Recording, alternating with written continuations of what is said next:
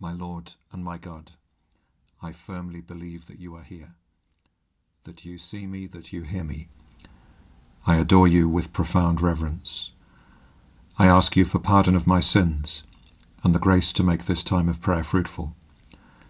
My Immaculate Mother, St. Joseph, my Father and Lord, my guardian angel, intercede for me. I remember speaking to someone who for a short while had tested his vocation in a Carthusian monastery. The Carthusians are considered to be one of the most austere religious orders in the Catholic Church. They basically live as hermits, coming together just a few times each day, and their food is delivered to them through a little hatch in the wall. Well, the person that I knew eventually embraced marriage and family life as his vocation, but he told me that he had spent one Christmas in the monastery, and he remembered being presented with a Mars bar as a special treat. I discovered recently that there are different versions of a Mars bar depending on where you live in the world, but the English version consists of fudge topped with caramel and then coated with milk chocolate. It could be described as a simple pleasure rather than an extravagant one. Anyway, he'd been so delighted with this gift that he described it as the best Christmas present he'd ever received. In fact, he remembers that particular Christmas in the monastery as one of the happiest of his life. This just goes to show that we don't need a great deal in a material sense to be truly happy. In fact, the opposite often seems to be the case. The less we have, or the more detached we are from what we possess, the greater chance we have of actually enjoying the things that really matter in life. Well, Jesus, the Magnificat of Our Lady that you give us in the Gospel today is a hymn of intense joy and gratitude. It reveals the grace that Mary received at the moment of her conception. Her joy overflows into the world in the form of beautiful words of praise. And Mary had none of the things that our society tells us that we need in order to be happy. She wasn't rich. She had no status in a worldly sense. She was firmly at the back of the queue when it came to finding a place to stay in Bethlehem. But she had a vocation so sublime that her heart was completely filled with peace and joy. And the real secret of Mary's happiness is her humility. She has other gifts in abundance: faith, charity, and immaculate purity. But it's her humility that she points to in particular. Since he has looked on my humility, all generations will call me blessed. St. Bede tells us that it was fitting that just as death entered the world through the pride of our first parents, the entry of life should be manifested by the humility of Mary. In other words, Mary flips everything round on its head. Sin and unhappiness enter the world through human pride and disobedience. The remedy for this enters the world through humility. And it's this humility of Our Lady which really gives her such great power over the devil, because this humility is the opposite of Satan's pride. It was pride which banished him from his angelic status in heaven, and pride which feeds his continued rebellion against God. In Mary, Satan sees the complete contradiction of himself.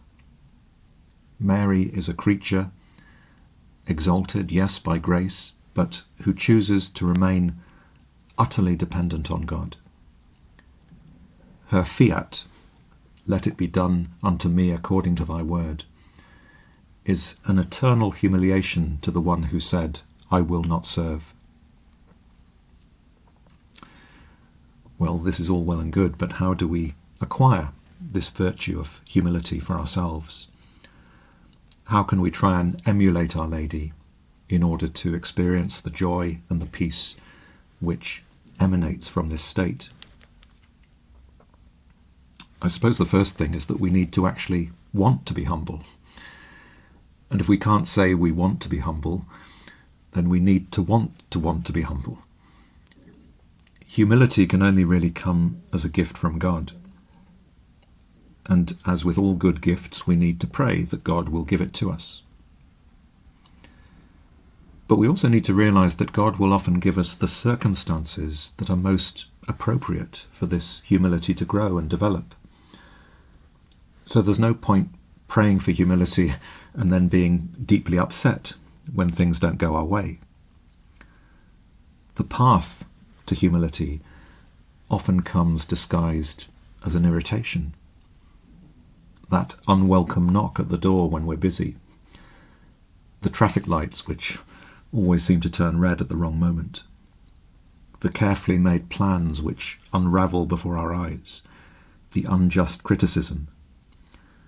These are trivial things maybe, but they hold out the possibility of transformation if we make use of them in a positive way.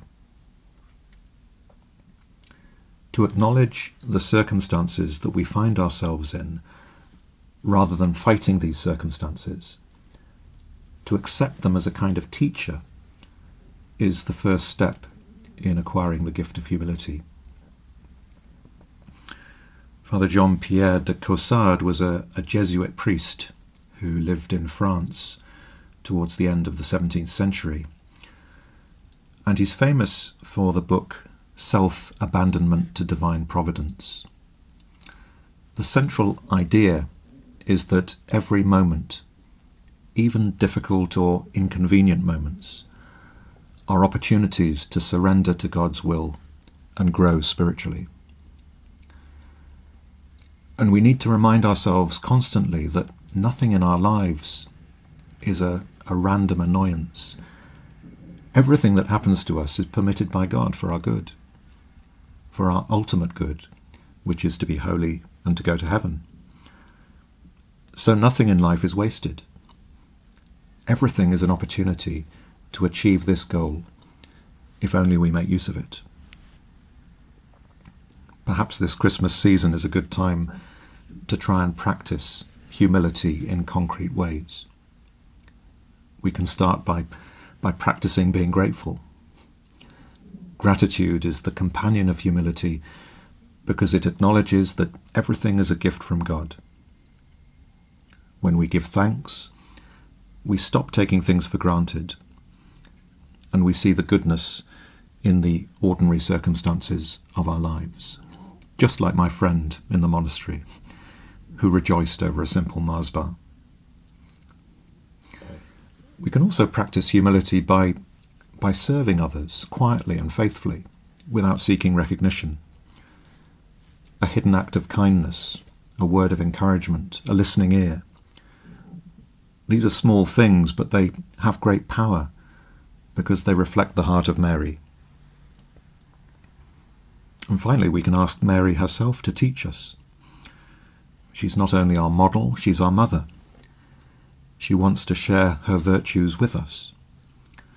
So if we turn to her with sincerity, she will help us to grow in these virtues. She will always lead us to you, Jesus, who said, "Learn from me, for I am gentle and humble of heart."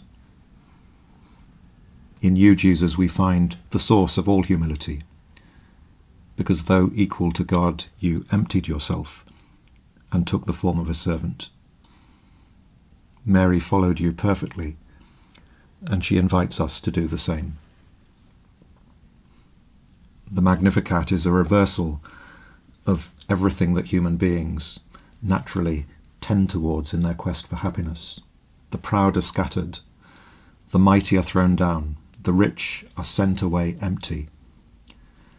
Let us ask Our Lady to teach us something of her humility, so that whatever the outward circumstances of our lives, we may be filled with peace and joy. I thank you, my God, for the good resolutions, affections, and inspirations that you have communicated to me in this time of prayer. I ask you for help to put them into effect. My Immaculate Mother, St. Joseph, my Father and Lord, my guardian angel, intercede for me.